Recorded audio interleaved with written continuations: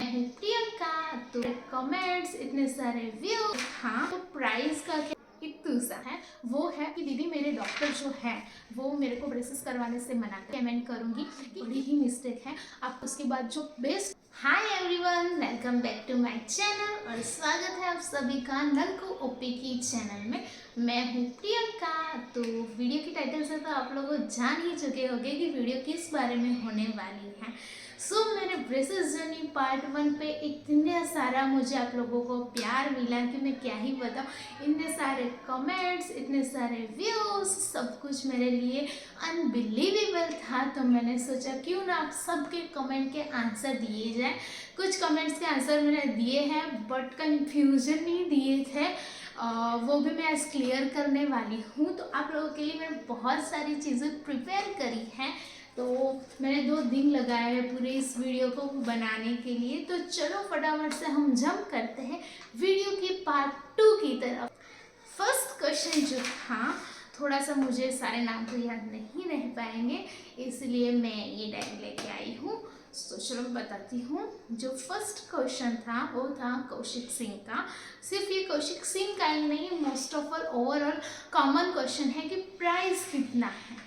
ठीक है, तो प्राइस का क्या रहता है कि वो आपके ट्रीटमेंट पे डिपेंड करता है, या तो आपकी सिटी या आपके डॉक्टर पे डिपेंड करता है ना।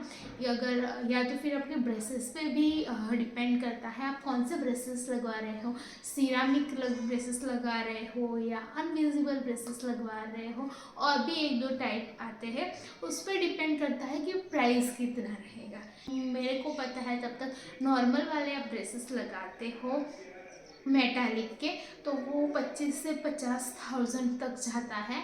और सिरामिक में मे बी 15 to 75,000, और अनविजिबल में 2 लाख तक, 18,000 to 2 लाख तक भी जाता है। क्वेश्चन जो था वो था लीना एंड श्रुति का, आई थिंक, कि आपके दांत कितने निकले थे। एंड आई नो, जब तक मुझे पता है मैंने आंसर दिया था थोड़ा इतू सा, है ना।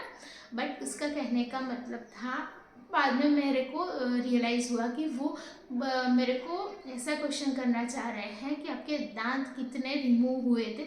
तो मेरा एक भी दांत रिमूव नहीं हुआ था। वो आपके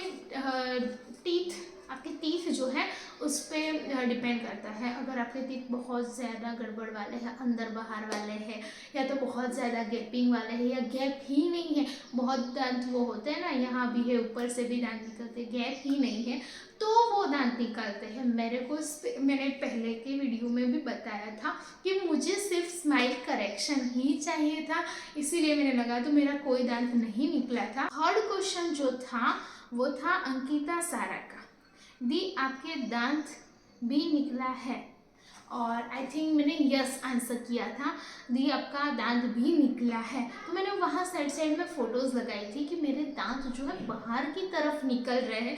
तो मैं उस कॉन्सेप्ट पे या कॉन्सेप्ट पे समझी थी कि बाहर निकले हैं। बट नो, आप मुझे ये पूछना चाहते थे कि आपका दांत जो है निकाला गया था। नो, इस कॉन्सेप्ट में आपने पूछा है तो नो, नहीं निकाला गया था। और अगर आपने ये कॉन्सेप्ट में पूछा है कि इस तरीके से वी शेप में आपके टीथ बाहर आ रहे थे, यस मेरे दांत आ रहे थे। इंद्र कुमार का था कितना दिन लगता है, वो 1-2 दिनों के लिए नहीं होती, वो आपके टीथ पे डिपेंड करता है आपके टीथ कितने निकले हैं, कौन सा केस है, किस तरीके के केस है। अगर नॉर्मल है, करेक्शंस है, गैप फिलिंग है तो 6 मंथ लग सकते हैं, या तो फिर थोड़ा सा मिनिमल केस है तो 1 ईयर भी लग सकता है, और बहुत ज़्यादा कॉम्प्लिकेटेड केस है तो 2-3 साल भी लग सकते हैं। ये आपके टीथ पे डिपेंड करता है टोटली। क्वेश्चन है अर्जुन राठवा का, वो बताना, उनका जो क्वेश्चन है वो ये है कि दी आप ब्रेसेस के दौरान कौन सा ब्रश यूज़ करते हो। So it is very important कि आप बहुत अच्छे से क्लीनिंग करो, सॉफ्ट और क्रिस्टल क्लियर ब्रश है वैसे यूज़ करो। तो बहुत सारे हैं, लेकिन मुझे पर्सनली पसंद है वो है ऑर्थोडोनिक का ब्रश, वो भी वी शेप वाला जो आता है वो। और इंटर क्लियरेंस के लिए भी जो ब्रशेस आते हैं वो भी यूज़ करो, जिससे आपकी जो स्मॉल गैप्स में छोटा छोटा खाना फंस जाता है वो भी क्लियर। का जो क्वेश्चन है वो साहिल कुमार का था कि दीदी मेरे डॉक्टर जो है वो मेरे को ब्रेसेस करवाने से मना कर रहे हैं, तो हो सकता है कि आपको नीड ना हो, या तो फिर आपके दांतों के जिस तरीके से आपके टीथ हैं उसके अकॉर्डिंगली आपके लिए कोई दूसरी ट्रीटमेंट सूटेबल हो या तो आपको नीड ही ना हो, है ना। It's a good.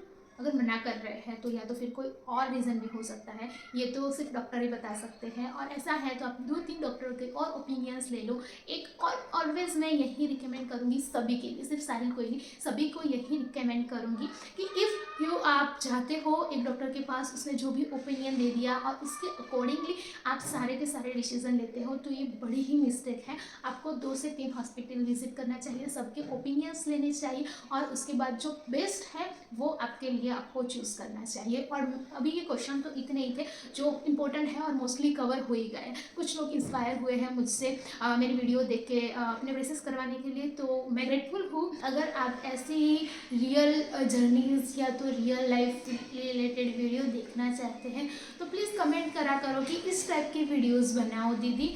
और अगर आप पार्ट 3 देखना चाहते हो इसका या तो कोई और क्वेश्चन है तो प्लीज़ इस वाले पे बहुत ज़्यादा कमेंट करो। मैं अपनी तरफ से कुछ कहना चाहूँगी, वो ये रहता है कि आप ज़्यादा से ज़्यादा अपनी टीथ की क्लीनिंग पे ध्यान दो। प्लस ऐसा भी कुछ खा मत लो जो डॉक्टर ने मना किया है। और थोड़ा पेन है बट वो पेन ख़त्म होने सहने के बाद जो एक कॉन्फिडेंस, जो प्यारी सी स्माइल और आपको आप जैसे चाहिए थे वैसे दिखोगे तब यू फील। और चैनल को लाइक शेयर सब्सक्राइब करना मत भूलना।